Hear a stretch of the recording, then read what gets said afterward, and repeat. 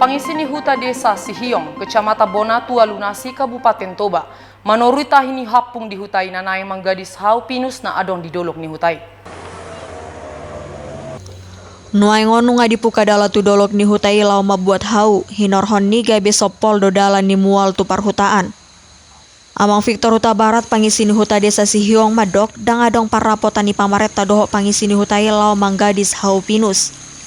HP molo ditabahawi biar dorohani nasida gabe mate matani mual manang matolbak dolok-dolok naung mahiang. Kebijakan kepala desa ini langsung mengambil pinus katanya ke hutan itu, Pak. Tiada ada pemberitahuan kepada masyarakat.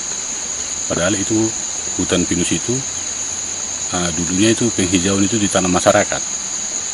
Begitulah kira-kira, Pak. Tidak ada disosialisasikan sama masyarakat atau informasi sama siapa saja. Yang kami tahu infonya hanya kepala desa aja dan ketua BPD aja. Ya, inilah yang kami takutkan masyarakat, Pak. Terjadinya erosi nanti kalau diambil itu pinus dari dirusak hutan itu. Padahal ini air sumber air